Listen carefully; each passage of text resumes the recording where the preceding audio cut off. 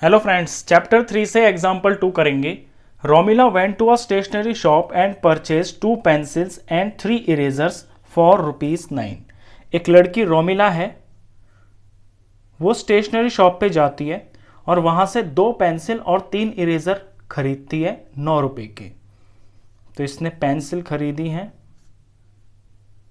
2 और इरेजर्स इसने परचेज किए हैं 3 और टोटल जो इसके पैसे खर्च हुए हैं दोनों चीज़ खरीदने पर ये ₹9 खर्च हुए हैं। हर friend Sonali saw the new variety of pencils and erasers with Romila. इसकी सहेली सोनाली ने देखा कि रोमिला के पास एक नई वैरायटी की पेंसिल और इरेजर हैं। And she also bought 4 pencils and 6 erasers of the same kind for ₹18। और उसे देखा देख उसने भी बिल्कुल उसी तरह की 4 पेंसिल और 6 इरेजर खरीद लिए और उसके पैसे खर्च हुए 18। तो यहाँ पे हम सोनाली के लिए लिखेंगे, सोनाली ने पेंसिल्स खरीदी हैं 4 पेंसिल्स और 6 इरेजर्स और इसके जो टोटल पैसे खर्च हुए हैं वो हुए हैं ₹18। ये तो इसके अंदर गिवन है। Represent this situation algebraically and graphically. अब इस सिचुएशन को आपको एल्जेब्रिकली और ग्राफिकली दोनों तरीके से रिप्रेजेंट करना है। ये क्वेश्चन है linear pair of linear equations in 2 variables का। इस क्वेश्चन के अंदर जब भी इस तरह के क्वेश्चन होते हैं तो इनमें आपको 2 चीज़ें हमेशा दे रखी होती है। यहाँ पे जो 2 चीज़ें गिवन है वो है पेंसिल और इरेजर्स। आपको इसे एल्जेब्रिकली और ग्राफिकली दोनों तरीके से दिखाना है। एल्जेब्रिकली का मतलब हो गया कि इसे आपको इक्वेशन फॉर्म में दिखाना है, तो पहले हम इसे एल्जेब्रिकली दिखाते हैं। तो जब भी यहाँ पे ऐसे आपको 2 चीज़ें गिवन होती हैं तो इनका जो प्राइस होता है उसे पहले हम लेट कर लेते हैं। हम पेंसिल का प्राइस कुछ मान लेंगे कोई वेरिएबल और एक इरेजर का प्राइस कोई वेरिएबल मान लेंगे। तो late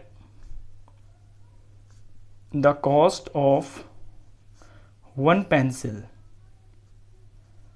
is equal to ₹X and let the cost of 1 eraser is equal to ₹Y। एक पेंसिल का प्राइस ₹X मान लिया, एक इरेजर का प्राइस ₹Y मान लिया। अब रोमिला के लिए हम यहाँ पे इक्वेशन बनाते हैं। रोमिला पेंसिल खरीद रही है 2, तो ये हो गया 2। एक पेंसिल का प्राइस है ₹X, तो जब 2 को X से मल्टीप्लाई करेंगे तो ये वो पैसा है जो पेंसिल में खर्च हो गया। उसके बाद ये इरेजर खरीद रही है 3।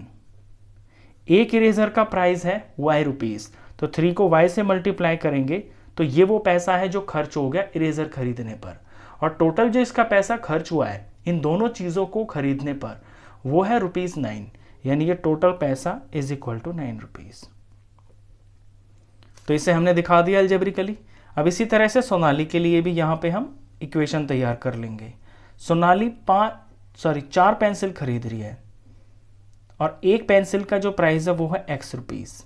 ये X और Y दोनों केस के लिए होगा, तो 4X। ये 6 इरेजर खरीद रही है, एक इरेजर का प्राइस ₹Y है।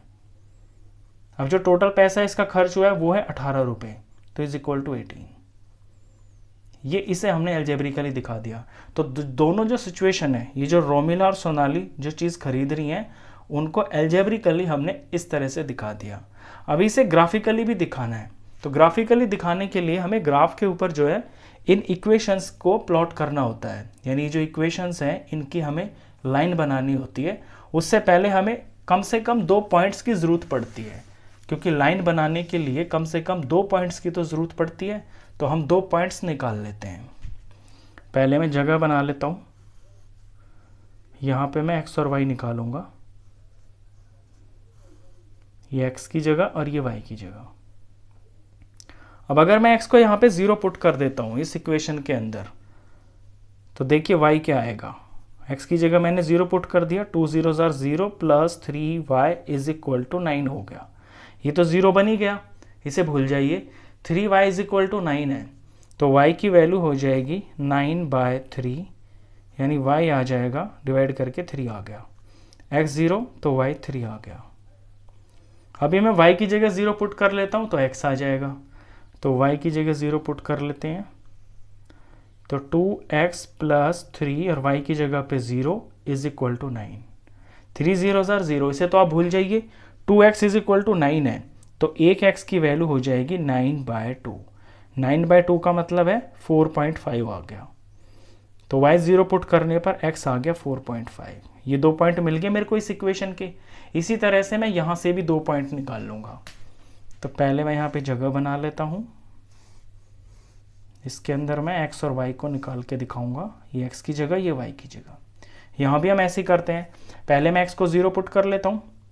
सबसे आसान होता है एक बार आप x को 0 पुट कर लो, एक बार आप y को 0 पुट कर लो।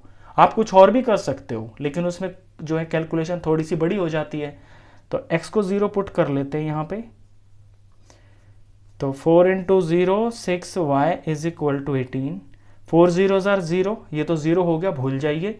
6y इज इक्वल टू 18 हो गया, तो y की वैल्यू हो जाएगी 18 डिवाइडेड बाय 6, तो y आ गया 3, यहाँ 3 आ गया। अभी मैं y को 0 पुट कर लेता हूँ, y 0 रख लेते हैं तो x आ जाएगा, तो 4x प्लस 6y की जगह पे 0 इज इक्वल टू 18।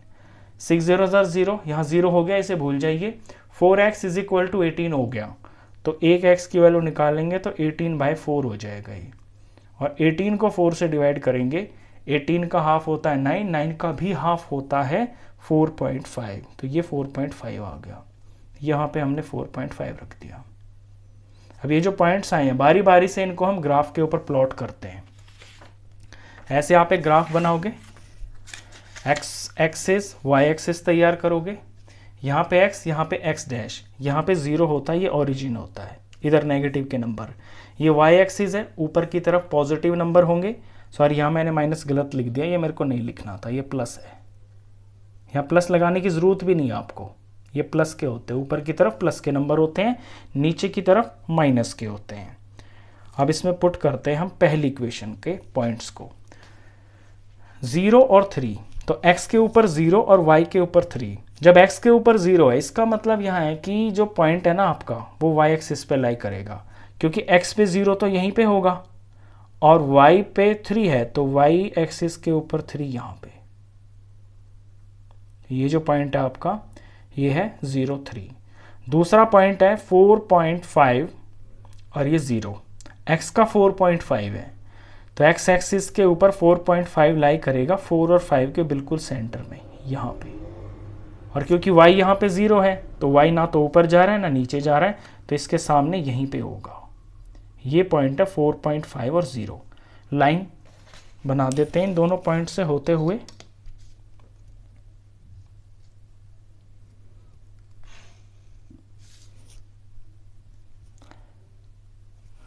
और इसे मार्क करके आप लिख देना कि ये किस इक्वेशन की लाइन है।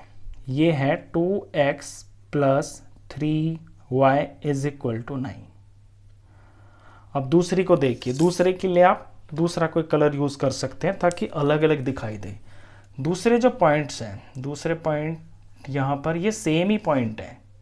अगर आप कुछ और नंबर अलग लेते तो कुछ और आ जाते। ये यहाँ पे 0 और 3 है, तो ये 0 हुआ x एक्सिस पे और y पे 3 यहीं पे आ गया, तो इसी के ऊपर मैं इसे थोड़ा सा डार्क कर देता हूँ। यहीं पे आ गया ये पॉइंट। फिर है 4.5 और 0, तो 4.5 और 0 यहीं पे लाई करेगा। x का 4.5, y का 0 यहाँ पे आएगा। अगर आप कोई और पॉइंट लेते हैं ना, यहाँ पे कोई और नंबर लेते x y की जगह, तो आपके जो x और y है वो कुछ और आता, लेकिन उस केस के अंदर भी जो आपका सॉल्यूशन होता वो बिल्कुल इसी लाइन के ऊपर ही आता। अब यहाँ से हम लाइन खींच देते हैं, इस तरह की लाइन खींचेंगे ताकि ऐसा दिखे कि इसी लाइन के ऊपर से लाइन जा रही है। उसके लिए हम थोड़ा सा लाइन को आगे कर देंगे, इसके ऊपर से ये कोइंसाइड हो रही है, बिल्कुल इसी के ऊपर से जा रहा है जो पॉइंट है। थोड़ा सा बढ़ा देंगे तो दिख जाएगा कि ये वाली जो लाइन है ये अलग इक्वेशन की है और ये जो इसके ऊपर जा रही है ये अलग इक्वेशन की है। हम लिख भी देंगे यहाँ पे, इसकी जो इक्वेशन है ये है 4x plus 6y is equal to 18। तो ग्राफ जो है आपका 3 तरह का हो सकता है। या तो इस तरह का हो सकता है कि जो आपकी लाइंस बनेंगी दो, वो एक दूसरे को इंटरसेक्ट कर जाएं, वहाँ पे सिर्फ एक सॉल्यूशन होता है, ओनली वन सॉल्यूशन। या ऐसा हो सकता है कि लाइंस पैरेलल आ जाएं, बिल्कुल पैरेलल, वहाँ पे नो सॉल्यूशन होता है, कोई सॉल्यूशन होता ही नहीं है उस केस के अंदर। और जब इस तरह से कोइंसाइड होता है, लाइन के ऊपर ही लाइन आ जाती है, इसका मतलब होता है इस सिचुएशन के इन्फिनिट मैनी सॉल्यूशंस है, बहुत सारे सॉल्यूशंस हैं। तो ये हमने इसको ग्राफिकली भी यहाँ पे दिखा दिया है। क्वेश्चन खत्म।